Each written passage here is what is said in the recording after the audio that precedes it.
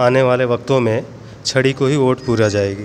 जी जी, इसलिए माननीय अरविंद राजभर जी घोसी की सीट जीत चुके हैं। मैं राज और आप देख रहे हैं राज न्यूज इंडिया 54 और इस समय हम मौजूद हैं घोसी लोकसभा क्षेत्र के अंतर्गत केंद्रीय कार्यालय जो है सुभाषपा का, और यहाँ पर पदाधिकारी हैं सुहेलदेव भारतीय समाज पार्टी के, जो बिहार से और मऊ के स्थानीय और गाजीपुर से लोग चल के आए हैं और अपने नेता डॉक्टर अरविंद राजभर जी को किस तरह से मजबूती दे रहे हैं। कहीं ना कहीं दिन रात प्रचार प्रसार में लगे हुए हैं, तो हम इनसे बात करेंगे। स्वागत है सर।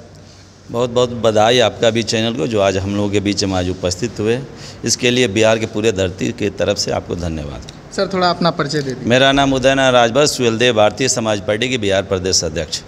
कैसी तैयारी चल रही है? कहीं ना कहीं दिन रात आप लोग प्रचार प्रसार ग्राउंड पर जाकर कर रहे हैं लोकसभा घोसी में, तो तैयारी कैसी है? देखिए, यहाँ तैयारी फुल हो चुकी है। अब कोई भी यहाँ पर जो भी दूसरे विपक्षी को संभावना है सब बिल्कुल ख़त्म हो चुका है। जो भी बचा हुआ था, आज जो माननीय श्री नरेंद्र मोदी जी देश के प्रधानमंत्री जी आ रहे हैं, आज जो भी बचा हुआ था सब खत्म हो जाएगा और सारे विपक्षी अपने आप ही घर बैठ कर के इंतज़ार करने लगेंगे कि अब क्या करें। विपक्ष का वही कहना है, कुछ लोग ऐसे हैं जो राजभर को बोल रहे हैं कि राजभर समाज का वोट समाजवादी पार्टी साइकिल को जा रहा है, तो क्या कहेंगे? अब ये उन लोगों को बुला कर लाइए, 4 तारीख को सबको पता चल जाएगा।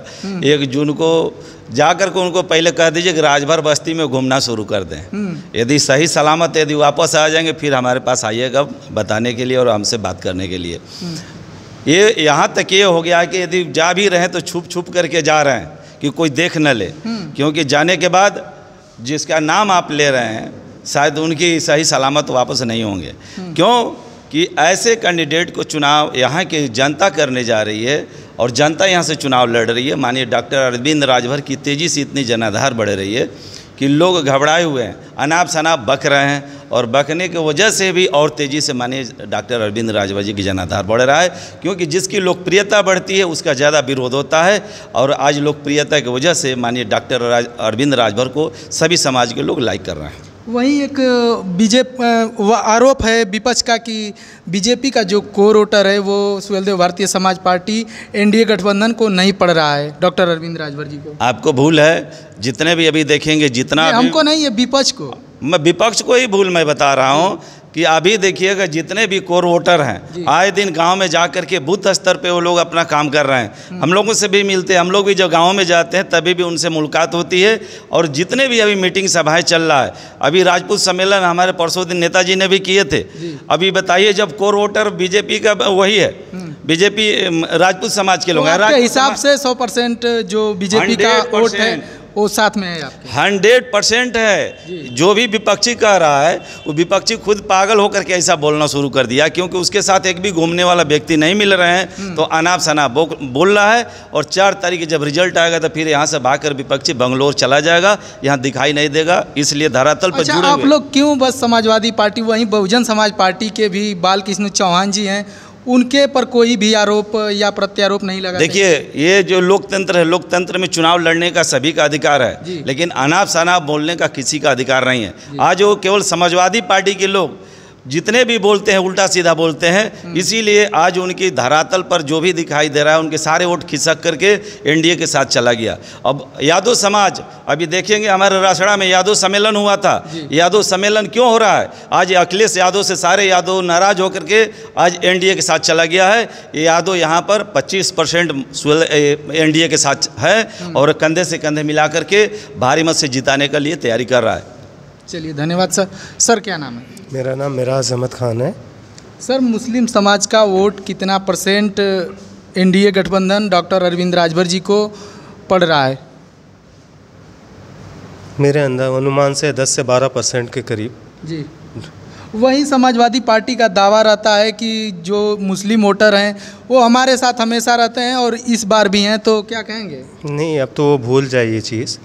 आने वाले वक्तों में छड़ी को ही वोट पूरा जाएगी। जी जी।